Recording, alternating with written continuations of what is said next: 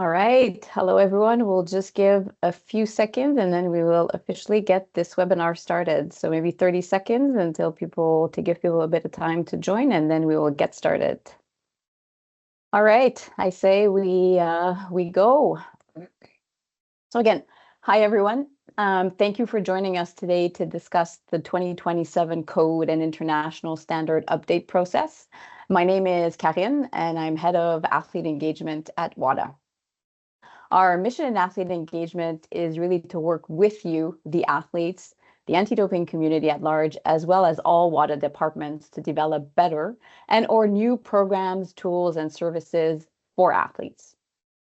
Given that ensuring that the World Anti-Doping Program is the best that it can be for you, the athletes, we wanted to make sure that you were aware that there's currently a review process underway and really to invite you to contribute to this important process. So before we get started today, I just wanted to inform you that this webinar is being recorded and will be shared on WADA's YouTube channel afterward. The video recording will be edited to remove or blur any participant's name or faces. The webinar is being presented in English and is scheduled for an hour. The presentation component of the webinar should be approximately 45 minutes, after which we'll invite your questions and comments. So we should have at least 15 minutes for questions, which you can ask by raising your virtual hand or writing in the chat. And I'm thrilled to have with me today 3 guest speakers: Jonathan Jenkins, who's our Senior Manager in WADA's Compliance Unit and is responsible for this important code update process. We also have Ryan Pinney, the Chair of WADA's Athlete Council, and Claire Egan, member of WADA's Athlete Council. So I'm super happy to have all 3 of you with me today. So before I turn it over to our speakers for today, let me outline just a few objectives for the webinar. 1, we want to provide a very brief introduction to the World Anti-Doping Program, and then really focus on sharing information regarding the current code and international standard update process, along with some important timelines. First objective. Second objective, we want to take a bit of time to show you the steps you need to take to provide feedback in this important process. 3, we want to highlight some of the proposed changes. So I do want to clarify here that today we are really highlighting some of the changes, not all, but we certainly invite everyone to review all the changes and to comment on any and all. I also want to mention that we are not here today to get into the details of the proposed changes or to share our opinion. We would definitely need more time to do that, and we can consider that perhaps for a second webinar. So really our focus for today is to provide you with examples of the proposed changes or with some of the topics that are being considered for update that could be of interest to you as an athlete, and of course to encourage you to participate. And finally, our 4th objective is we want to really invite your questions. So we want to offer you an opportunity to ask questions related to this process in general. So with that, I'm now happy to hand over the virtual microphone to my colleague, Jonathan. Thank you so much, Karine. Yes, good morning, good afternoon, good evening, everybody. As Karine mentioned, my name is Jonathan Jenkins. I'm a Senior Manager in the Compliance, Rules, and Standards Impact area here at WADA. And I'm very excited today to speak to you about the 2027 Code and International Standard Update process, which began in September of last year, in September 2023. We're already into the 3rd phase. We'll get into all of that in due course. But perhaps I'd like to just start with an introduction, provide you with some context, and then I'll go into more specific areas around the drafting teams, timelines, how you can submit feedback, although Claire will go into more detail in that respect, as well as the importance of athlete input in regards to this process. So the first World Anti-Doping Code came into force in 2003 at the Second World Conference on Doping in Sport in Copenhagen. At that time, WADA committed itself to periodically reviewing the code and ensured that it would be a living document. In that respect, there have been subsequent reviews that have occurred in 2009, 2015, 2021, and now we're in the latest one, the 2027 Code and IS update process. We believe that the World Anti-Doping Code and international standards are effective, and hence the word update. We're looking to fine tune. We're looking at certain areas where changes can be made, but we really consider that the World Anti-Doping Code and international standards are effective. Here at WADA, this is a key strategic project, and as the project coordinator, I've spent a lot of time working on this, and I've seen just how important this process is, and how this project is important for not only WADA but also athletes and stakeholders. As I mentioned, the compliance rules and standards impact area is responsible for this, and I am the process coordinator. Each standard and the code itself has different drafting teams, and I'll get into that more in a later slide, who have been specifically tasked with considering athlete and stakeholder feedback and proposing changes to amended and updated versions of the World Anti-Doping Code and international standards. One key thing I'd like to highlight is that with this process, there is a proposal for a new international standard, which is the International Standard for Intelligence and Investigations. As many of you know, the current international standard for testing and investigations also includes certain aspects and elements relating to anti-doping investigations and intelligence. Those aspects will be moved into a new standard, and the current international standard for testing and investigations will become solely the international standard for testing.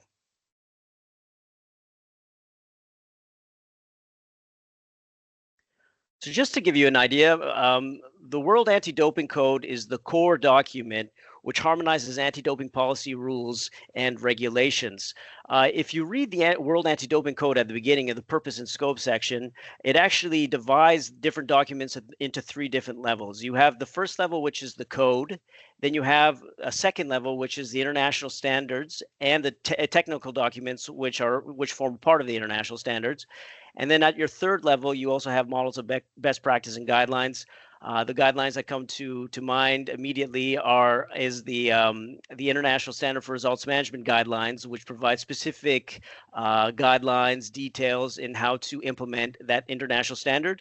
But all of the different international standards have supporting guidelines, and there are also different models of best practice. As governments aren't signatories to the code, rather governments adhere to the UNESCO International Convention on Doping in Sport, which became effective in 2007. But sport organizations and public authorities work together in enforcing the World Anti-Doping Program.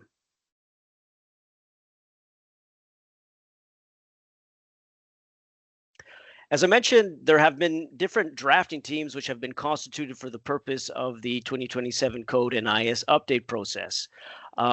Their mission is to review and consider feedback from athletes and stakeholders and provide expert advice and recommendations on updated and amended versions of the 2027 Code and international standards.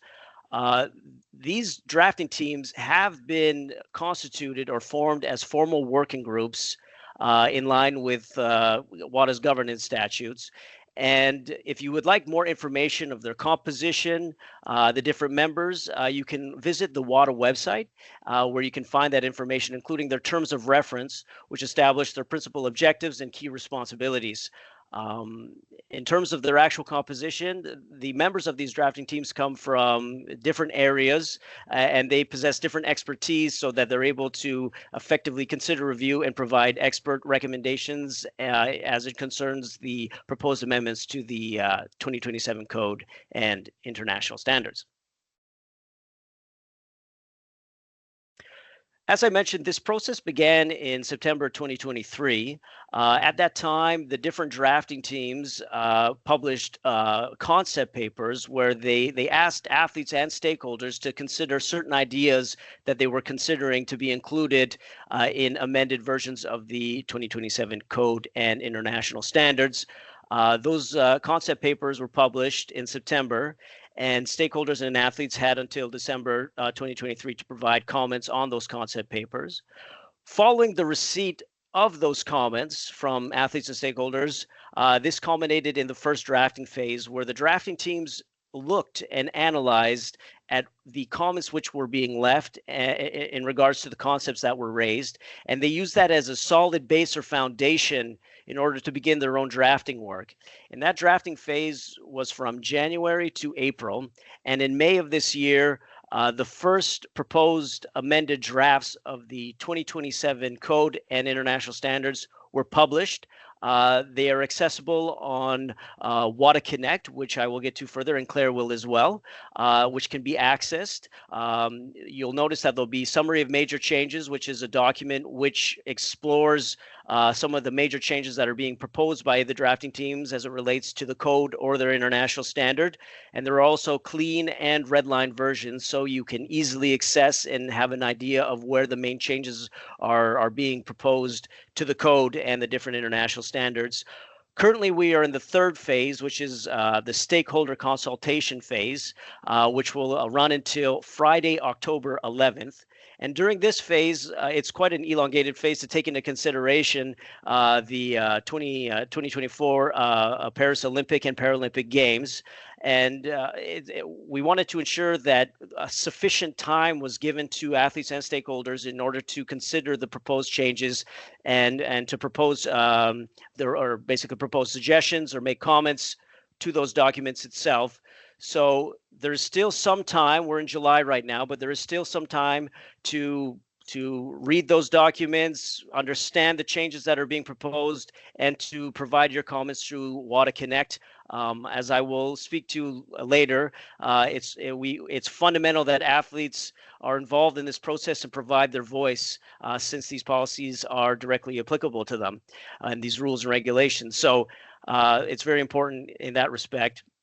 Once we finish the stakeholder consultation phase and there are comments that have been provided, the drafting teams will go back for a second round of drafting, where they will consider and make changes to the first drafts. Following that, in January, February of 2025, we will begin the optional consultation and drafting phases, which could be mini phases to basically fine-tune or attempt to ensure that the changes are appropriate and in line with what the stakeholders and athletes are proposing and suggesting through their comments. And this will eventually lead to the finalization of these documents before the 6th World Conference on Doping in Sport, which will take place in Busan, Republic of Korea in December 2025, at which point the WADA Executive Committee and Foundation Board will approve the code and international standards. And then these documents will enter into force on January 1st, 2027. So the period in 2026 will provide an opportunity for anti-doping organization signatories to ensure that their anti-doping rules and regulations are in line with the World Anti-Doping Code and international standards. So although Claire will speak to this in much greater detail here, I just wanted to quickly raise the fact that you're invited to provide comments and feedback on the first proposed amended drafts of the code and international standards through the WADA Connect platform. You can easily access WADA Connect if you go to any search engine like Google and you type WADA Connect. You'll be directed to the WADA Connect homepage. At the top of the homepage, you'll see a button that says create an account, and you can create an account in order for you to access the core documents that were provided in May of this year and to leave your comments. But as I mentioned, Claire will go into much more detail on that, and I'm very much looking forward to hearing about that. As also mentioned, the deadline to provide feedback is Friday, 11th of October, and yeah, looking forward to receiving your comments in that respect. Finally, just a final point from me is that athlete input is crucial. It's essential. I can't stress this enough. These rules and regulations, ultimately, they're applicable to you, the athlete, and you have practical experience being involved in the anti-doping system, and your input and feedback is essential to ensuring that the rules and regulations are agreed upon by stakeholders and especially athletes. Moreover, as outlined in WADA's current strategic plan, WADA actively seeks to engage and enable athletes to contribute to the development of anti-doping policies. Therefore, your comments in that respect are highly appreciated and valuable. A final note from me is to consolidate feedback that you may have and draw on your own personal experience. All comments and feedback will be considered by the drafting teams, and this will ensure that athletes' voice is heard as part of this process. So I'd like to thank you for listening to me and hearing out. I'm very passionate about this process. I've been working on it for a while now, and I can't wait to read your comments come October. Very much looking forward to that. I'll now pass the virtual mic over to Claire. Thank you so much. Thanks, Jonathan. Good morning, everyone. Good afternoon, good evening. My name is Claire Egan, and I am a member of the WADA Athlete Council, and I was formerly a biathlete representing the United States. I am here to explain to you how you can provide comments to the WADA code and international standard update. I am leading our WADA Athlete Council project for giving feedback on these standards. And why did I volunteer to do that? Because I think this is one of the best ways that athletes can have a real impact on anti-doping. If there are things that you think are not going well, if you find that you are sometimes complaining about things, this is an opportunity for you to actually suggest changes. At the same time, if there are things that you think are going well, things that are really good, this is your chance to make sure that WADA knows those things are good and that they need to stay in part of the code. So let's now go through how exactly you're going to leave your comments. It's a fairly simple process. You need to go to WADA's website. The link is here for WADA Connect, where you will need to make an account. It's free and it's quite simple. You'll need to create a username and password, which will be linked to your email, and you'll receive an email at the address you provided asking for a confirmation. Once you have created your account, you will be taken to the consultations page. Karine, you can go to the next slide. Thank you. So this is what the main page looks like, the consultation page on WADA Connect. You'll see that there's this list of ongoing consultations. This is not the whole list, it's just part of what you can see on the screen, but you can see the WADA anti-doping code, the WADA code. You can see the International Standard for Education, the International Standard for Results Management, and there are several other standards. So you'll be able to see all of the documents that are under review. And then to provide feedback on a particular document, you just click on that document. So let's say you want to add some comments to the WADA code, you click on the WADA code, and that will take you to this, the page that is specifically for the WADA code. So that will look like this. It says 2027 code and international standard update process, stakeholder consultation phase. You'll see on the right side that there are step-by-step instructions on what to do. One thing that's very important I want to point out is that here in this red box where you see access resource documents, that is where you can find the summary of proposed changes from the first consultation phase. So as Jonathan explained, there was already one phase of consultation in the fall where stakeholders gave feedback. Here in these resource documents, you can find those proposed changes. You will also find a red line version. That means the current draft version, including the changes, the proposed changes. These are the documents that you will want to look at before you make your comments. It will help you understand what changes are being suggested, and in general, that's where you find the documents that are being reviewed. So go there, find those documents, review them with your athlete group if you're part of an athlete representation group. And then when you're ready to provide comments, you're going to find the article here on the left side under content, and you're going to click on the article. Let's say you want to add a comment to article 4.3.1 of the code. So you click there, and this will be the page that you see. There is a place for you to add general comments. You can add suggested changes to the wording of the article, and you can be quite specific there. And you can also add your reasons for suggested changes. So you can do this for every article in the code and every one of the international standards. When you're finished adding your comments, please remember to save your work. So hit save.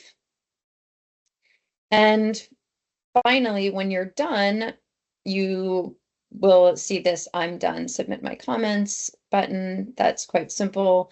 And that's how you submit your feedback to WADA. You will always see this gray, dark gray, black bar that tells you the time remaining. So right now there's 88 days because the date again is October 11th. I would recommend that you start now with reviewing the documents. We on the WADA Athlete Council started this process very recently in the end of June, beginning of July, to go through and read each document. We created groups of 2 or 3 people to read each document and make notes, and we will move through the summer and come up with our specific comments later. And I recommend that if you're in an athlete representation group, you do something like that to separate the work, but make sure that you review these documents and give yourself time to give them a good look and to give your comments on this process. Finally, I'll just review what I've just gone over to summarize. So you go to WADA Connect. This website is, the link is here in this presentation. There's also a user guide on WADA's website in case you need help or forgot some of the steps that we are talking about today. In WADA Connect, when you click on each document, you'll see the Access Resource Documents button where you can find the summary of the changes and the latest drafts. And one other very important thing that I want to point you to is stakeholder feedback from the first phase. This is a link right here in the presentation where you can find all of the feedback that was received during the first phase. I'm using this in my review of the documents, and I found it very helpful because you can see all of the comments that have been made, and it can help you understand some of the different issues that are being looked into. And it also can help you understand the points of view of different stakeholders. I will add that almost all of the feedback that WADA received in the first stakeholder consultation phase of hundreds and hundreds, more than 1,000 comments, actually more than 1,500 comments, almost all of them, with one exception, came from anti-doping organizations. So there's only one athlete group that made comments, and that makes sense because we didn't know about this. But there's a lot of comments from anti-doping agencies. And so you can understand their perspective, but athletes might have a different perspective. And that's why it's really, really important that in this stakeholder consultation phase that ends in October, that athlete groups and athletes make comments and give feedback on this so that we have the athlete voice involved in the next versions of the WADA code. So make those accounts with your athlete groups or on your own. You can definitely submit feedback independently as well. Anyone can make a WADA Connect account and submit feedback. So I really, really encourage you to do this. This is your chance to make a difference, to give those comments that you have in your mind about what could be better about the WADA code, or what is good and needs to stay a part of it. Please make the account. And as always, if you have questions or you need help, you can get in touch with us and we'd be happy to help you. So with that, I am going to hand over the microphone to the chair of our WADA Athlete Council, Ryan Peeney, and he is going to go into some examples of topics you will find in the code. Thank you. All right.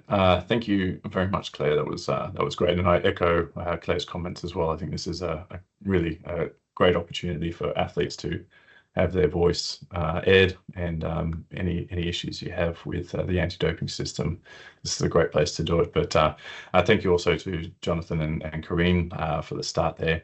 But good morning, good afternoon, and good evening to everyone. Thank you so much for joining this webinar. As Corinne mentioned at the beginning, we want to use this time to share with some examples of the proposed changes, just to entice you to participate, so you get a bit of a feel for what this process is all about.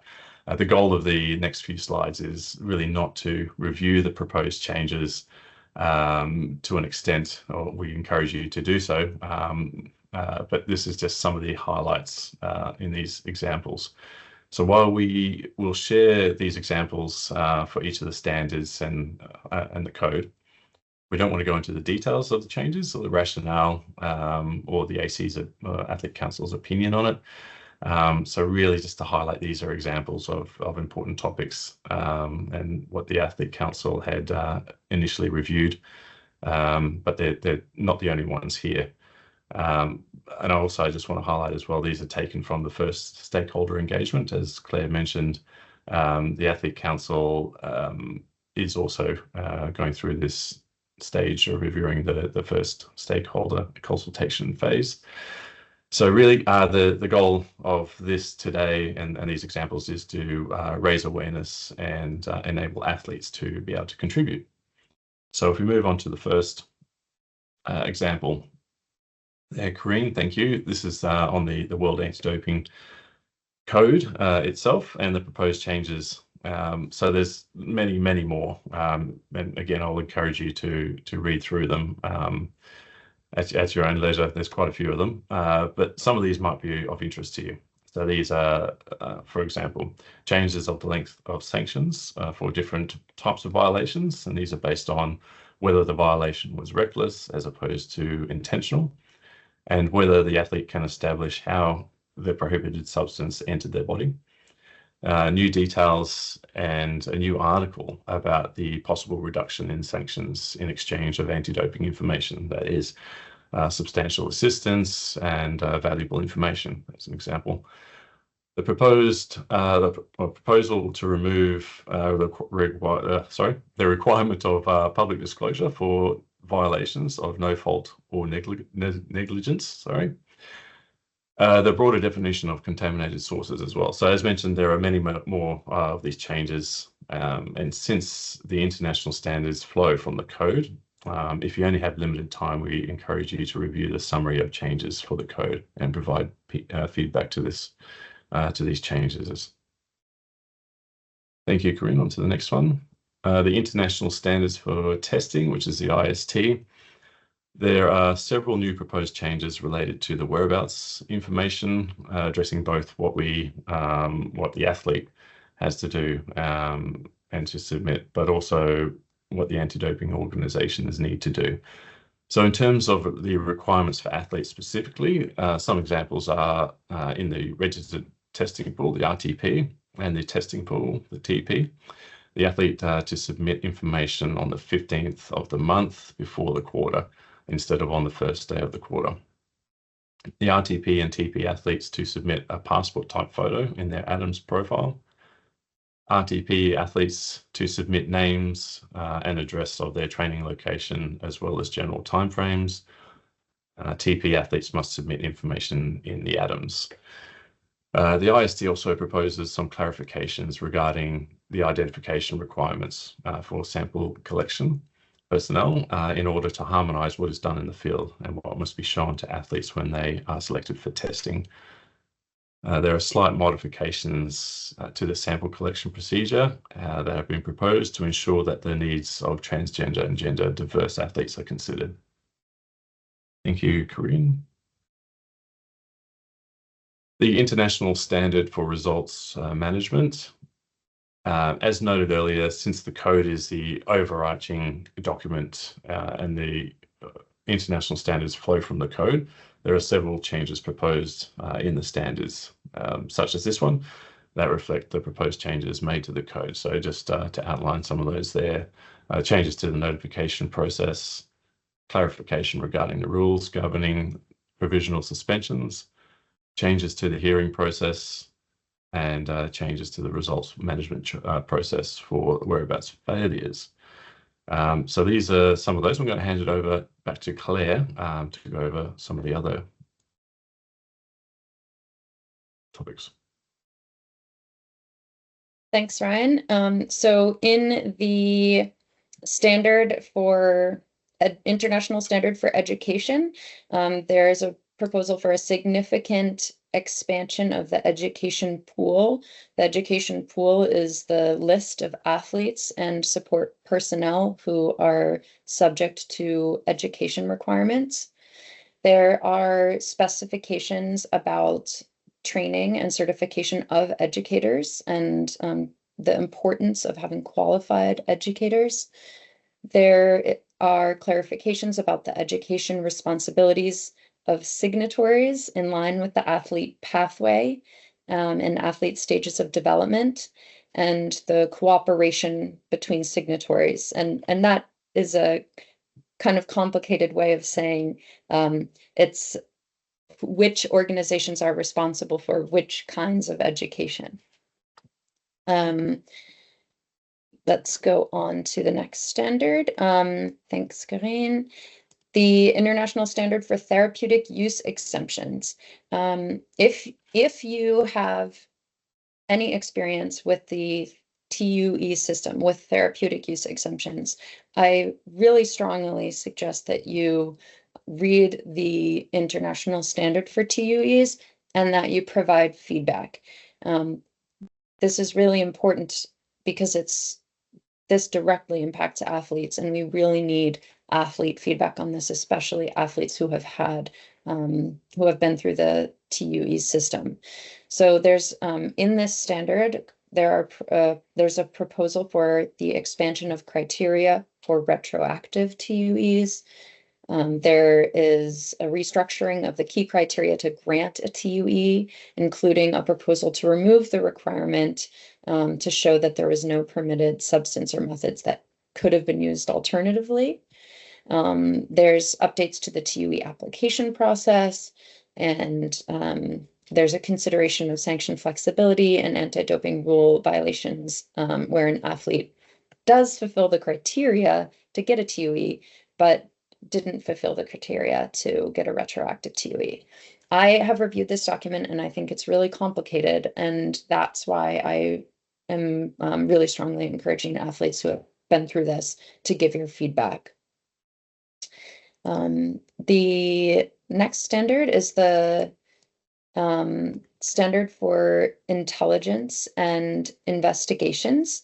As Jonathan mentioned, this is a new standard. So when you go on WADA Connect and you look in the resource documents, you will not find a red line version, which shows changes from a previous edition of the standard, because there was no previous edition. But you will find a list of topics being considered and proposals based on the first phase of stakeholder consultation. Intelligence and investigations are playing an increasingly important role in anti-doping, and if they haven't impacted you yet as an athlete, they will soon. So again, these are all important. The ISII, the International Standard for Intelligence Investigations, It defines when and how anti-doping organizations must use information and intelligence. It defines the purpose of investigation. So when is it reasonable to open an investigation? It outlines requirements for cooperating with investigations, for code signatories, for athletes and athlete support personnel. And it focuses on protection of confidential sources. These are all, as you can understand, very important things for athletes. So please look at that and make sure that you support what's being proposed. And finally, the International Standard for Data Protection. This is the last standard that's currently under review. So I think there's 7 of them right now. This one it had a different name previously. It was called the International Standard for Privacy, something like that. And so if you see the word privacy in a previous draft, that's because that's the old name of the standard, but it's the name will be changed to data protection. This standard includes simplification for several articles, since some of the requirements have already been included in the code. So there's some technical changes in the new draft. There's consolidation for rules of sharing information, and there's proposed changes for data retention times in some areas. And I'll just give you one example. There is a proposal to prolong the retention period of athlete whereabouts information from 1 year to 10 years. And this is can be helpful for investigations, but we want to make sure that athletes support this, that change, among others. So these are just some of the topics that Ryan and I and the other members of the Athlete Council have identified in our initial review of the code and the international standards. These are some of the topics we wanted to highlight because we think they're interesting and we thought you might find them interesting as well. But we just wanted to give you an idea of what's in there and the kind of impact you can have with your comments. This list that we've given you today these are just examples. There's a lot more in there. And any ideas that you have for improving anti-doping, those you can also add those in your comments. You don't have to only look at proposals that have already been made. You can make new proposals. So with that, I will pass the microphone back to Corinne to give a conclusion, and we'll be able to answer your questions. Thank you. Super. Thank you, Claire. Thank you, Ryan. Thank you, Jonathan. So just a few concluding words from me before we go to your questions.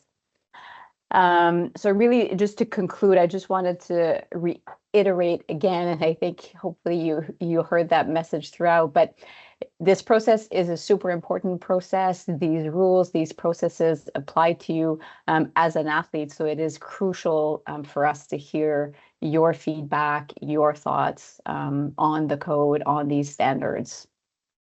So we really want to encourage you to review the documentation, to think about the proposed changes, to ask questions, and really to make your voice heard. While we think it's important that you do provide comments in WADA Connect and that there can be visibility on your comments, given the whole anti-doping community does see those comments. So if you provide comments in WADA Connect, others can read about your thoughts and your opinion. So I think that's very important.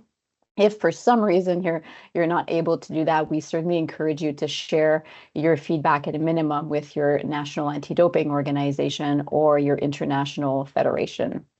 And as Claire mentioned, we want to hear any and all feedback. So if you think there is a good change, please feel free to say so. And if you disagree with the change, also please feel free to say so and explain a little bit why you think so. Finally, while we'll encourage you to ask questions in a few seconds, we did want to put those 2 email addresses up there for you to see. So if you have any questions about this process, please feel free to reach out to us at this code@wada-ama.org email address, or reach out to us, the Athlete Council, via the athlete email address that you see on the screen. So with that, just a few reminders that I mentioned at the beginning, that this webinar is being recorded. We'll be sharing it on our YouTube channel, and we'll make sure that we blur or remove participants' names to maintain privacy. But now is your chance to ask questions. So if you have a question for Jonathan, Ryan, Claire, please feel free to either raise your virtual hand and we'll activate your microphone, or to write your question in the chat, and I'll have a look at that just in a few seconds, and we can start taking some questions. Let's see what we might have.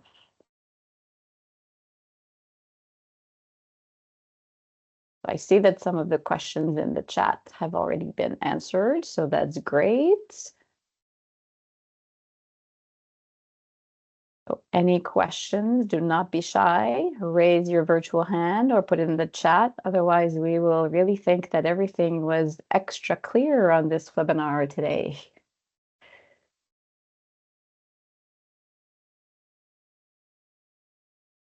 Hi.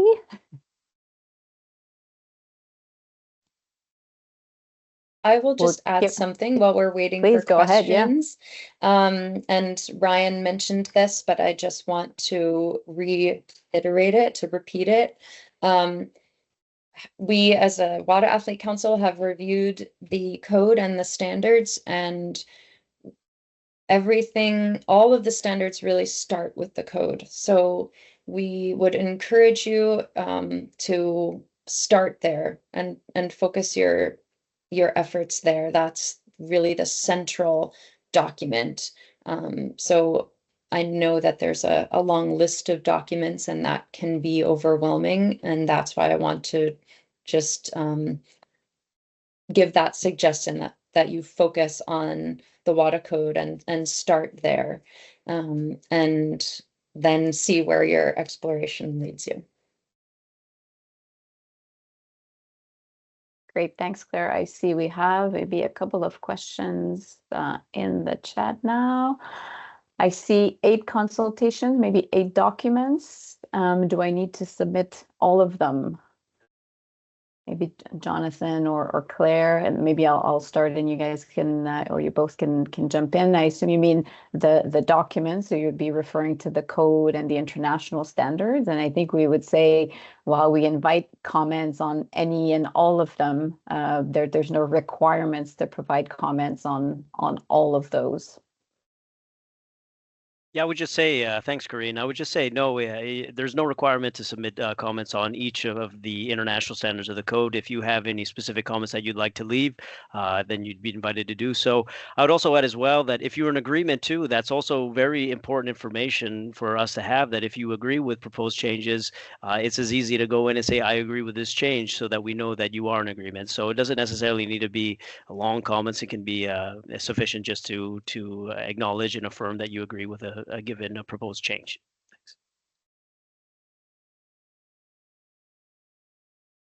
Thanks, Jonathan. Let me see. If we have questions during the Olympic Games, I'm assuming maybe, I don't know if you're referring to questions about this process. I mean, you can always ask questions at any time. If there are games time specific questions, maybe that would be a bit outside of the scope here, but you can always contact our athlete email address for any questions, and we'll make sure that we redirect you to the right area. Then we have a question around recommendation on the threshold level legitimacy and utilization of TVs for para-athletes. I'm going to say this is maybe a very technical and specific question that we would probably invite you to discuss with any physician or individuals that have a medical background to discuss those specific questions.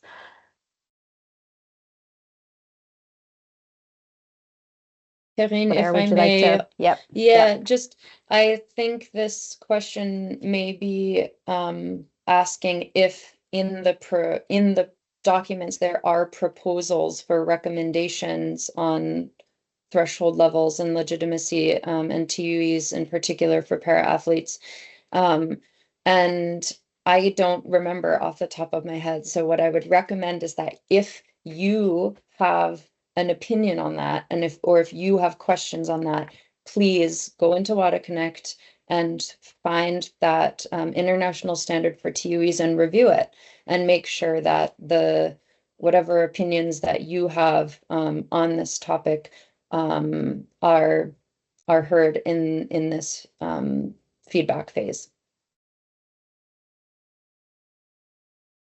Thanks, Claire. Very good clarification and addition there. We have a question.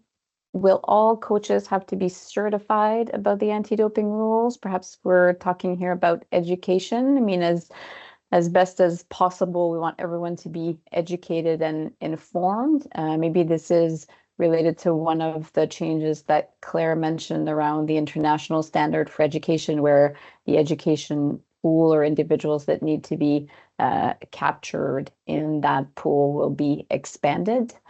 But every organization will essentially likely identify that pool. But again, I think we would invite you to read the proposed changes and share your comments on whether you think this is too broad, not broad enough, or confirm that you do feel like it's important that those individuals be educated.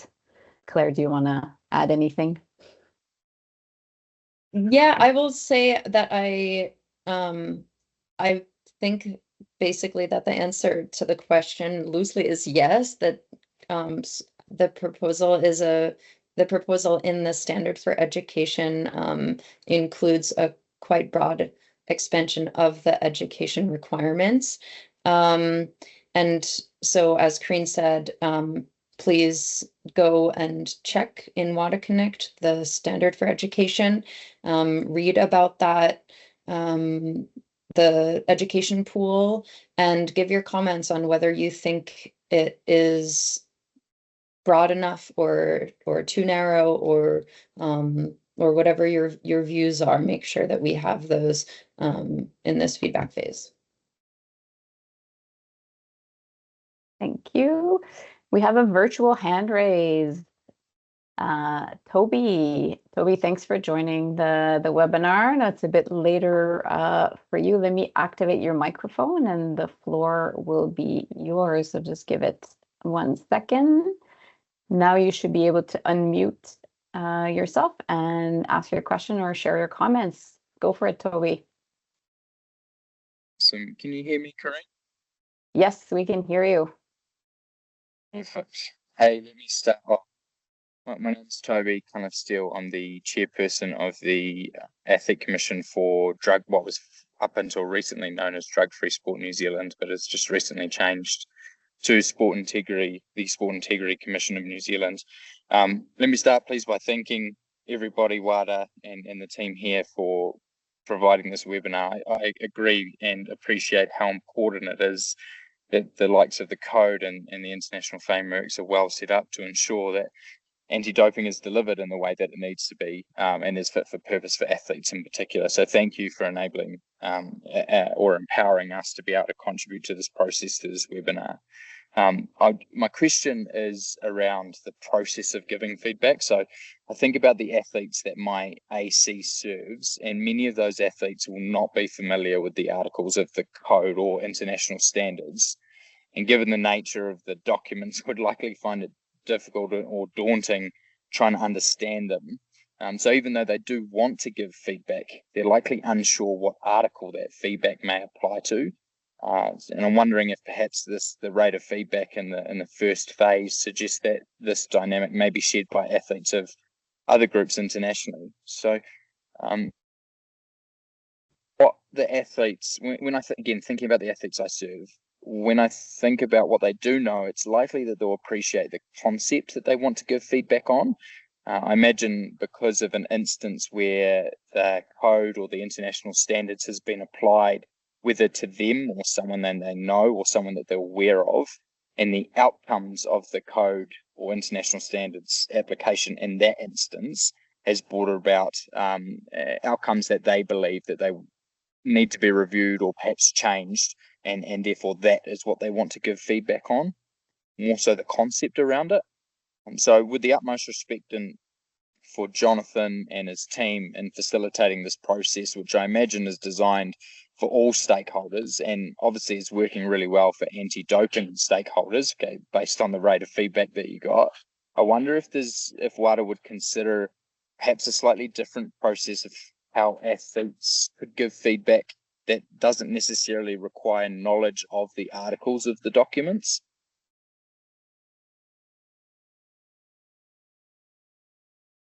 Thanks, Toby, for your question. Maybe I'll let, I know Claire has her hand up, so I'll let Claire jump in, and Jonathan, if you want to add after that. But thanks again, Toby, for the question and comments and good feedback, for sure. Claire? I think it's a great point, Toby, and thanks for joining and always sharing good perspective and good comments with us. What I would suggest as a sort of maybe midterm solution would be either to just send feedback to us in the WADA Athlete Council, if it's broad, and maybe we can advertise that. The other thing that anyone can do is in WADA Connect, you can just click, you could go to the WADA code and click on a random article and just put in general comments. So I think that's the best way to deal with that right now, is just to add general comments on any article, and the drafting team will be able to sort those wherever they need to go. But I think it's something that we can consider and should consider, because I agree with you that it can be difficult to go through all of the documents. Jonathan, I'm sure you have good insight to add there. Yes, thank you, Claire, and thank you, Toby, for raising that point. I think it's very valuable information that you've raised, especially for us. For somebody who actually is involved in the code, is looking at the code for the first time, it can seem as quite a daunting document. Therefore, in order for us to ensure that athletes are given the opportunity to provide their feedback, maybe the format in which they're able to understand that information and have a better understanding of what is being proposed, the format can change. And so this is something, like I said before, thank you for raising this. And I think I will collaborate and liaise with Karine as well to make sure that moving forward, there is a way for us to ensure that athletes are not standing in front of something that they feel too scared to leave comments on. Yeah, thank you. Thank you very much, Claire. Jonathan, I really appreciate you listening and the feedback, and also, Claire, the recommendation of an alternate route as an intermediary measure. The idea here obviously being like LAC is obviously very passionate and perhaps has some appreciation to be able to give that feedback via the routes that are existing at the moment. But when I think about the general athlete that I would really like to see also involved in this process, how do we make it easy for them? So yeah, Jonathan, you taking this and running with it is very much appreciated, mate. Thank you. Super, thanks again, Toby. Thanks, Claire, Jonathan, for the intervention. I do think we have another virtual hand raised. Alishba, and I hope I am pronouncing your name correctly, but I will be activating your microphone. Your microphone is activated, so you can unmute yourself, and we welcome your question or comment. Am I audible? Yes, you are. Go for it. Hello, everyone. First of all, a brief introduction. This is Alishfa Hamim. I'm national athlete from Pakistan. Although my state is a developing country, but still, like, we work a lot for our sports development. And in our country, we didn't prefer so much on athletes and sports, but we focus more on education. Through this summit, through this webinar, I've learned much more. Thank you so much, Jonathan, sir, Claire, ma'am, Henry, ma'am. Thank you so much, Ryan, sir. We are really very much grateful for you for such activities. Like I am myself a social media influencer. Like I've attended many webinars, I've attended many seminars. I've participated in Global Youth Summit, if you guys have heard it. The global youth ambassador, but now I'm working more on my athletes.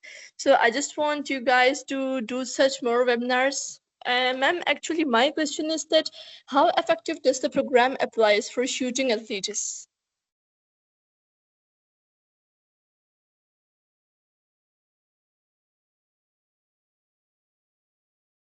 Just to make sure, and how does the program apply to?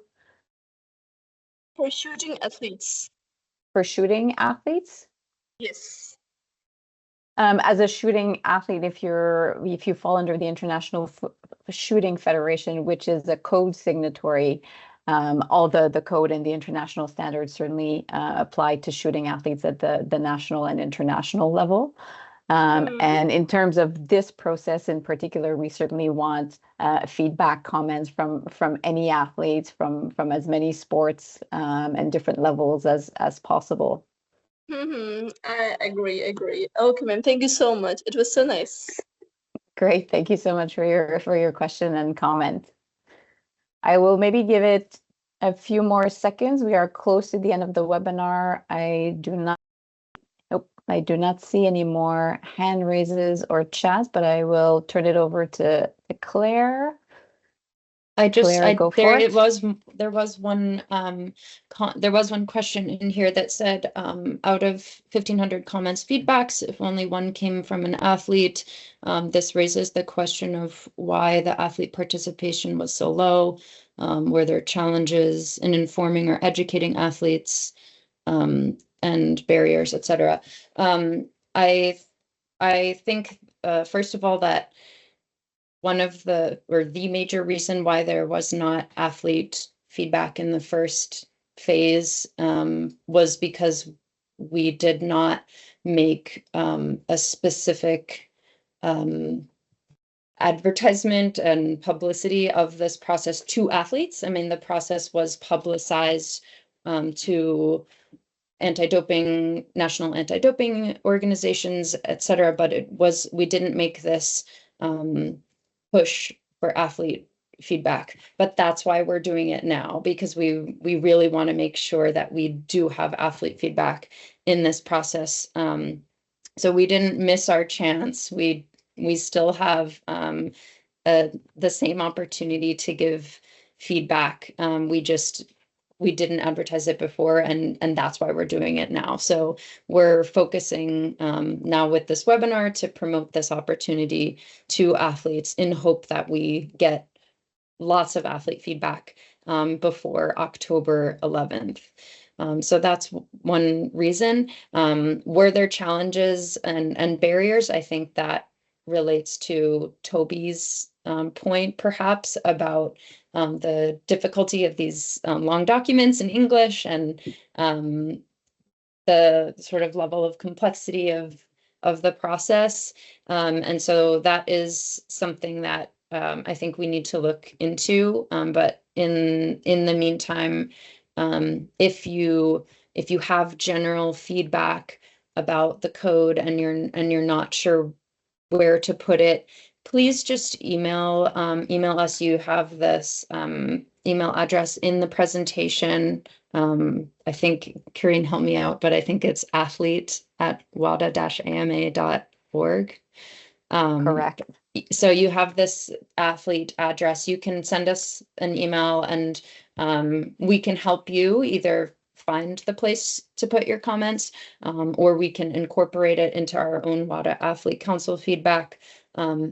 And as I said before, you could also go into WADA Connect and just put your comment somewhere. And even if it's in the wrong place, the drafting teams, the teams of people who are responsible for going through the feedback and writing the drafts, they will see your comment and make sure that it gets to the right into the right place. So don't worry about so much about where it needs to go. But I think we will, and we do need to look into a way to make sure that this is easily accessible to all athletes. And so I appreciate your comment, Ruhula and Toby, on that topic. I'll just Thank you, Claire. jump in there as well. Go for it, Ryan. Yeah, Claire. Yeah, likewise, I think there's certainly challenges, and one of the reasons why we're doing this webinar is to take those steps to educate and raise awareness for the athletes. And as Claire mentioned, it's not too late, and in fact, I think it's probably an opportune time because you get to have these documents from the first stakeholder engagement, which give you that bit of an indication as to where the topics are going and what people are talking about, and whether that's something you agree with or not. This is a good opportunity to be able to discuss that with your fellow athletes. So I think it's a really good time to sort of open up that discussion with your athletes and go, well, these are some of the topics that have been covered. What do we think? I think that's a really good way to start. But I do hope that that this is a good first step in the right direction, and I'm sure Jonathan is going to put some thought process into how and Corinne, how we can better do this. And as an athlete council, I think we get this opportunity to discuss this as well. But great comments from Toby as well on how we can do this too. So yeah, thank you. Thank you, Ryan. I've just looked at the chat. I see a few requests for information or webinars in other languages, which we will keep in mind and try to see if we can work with our National Anti-Doping Organization or regional offices colleagues to see what could be done in that area. But thank you for those comments. They are noted for sure. Aside from that, I don't see any other questions. If we have missed any, we'll make sure to address them, and we can reach out via email. And for those of you maybe that were too shy to ask questions, either by raising your hand or putting it in the chat, we still invite you to send us your questions via our email address. So don't hesitate.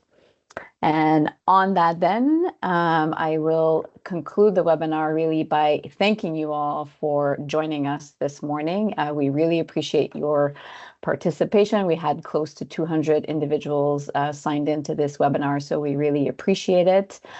This is the first step in making sure that we come up with strategies to receive and engage athletes in this process. So again, thank you for the feedback on those areas.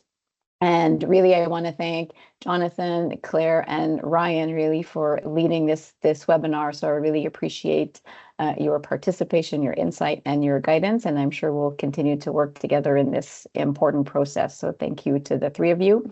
And for, again, everyone on the call, thank you again. For those on the road to Paris, all the best. And thank you. And until next time.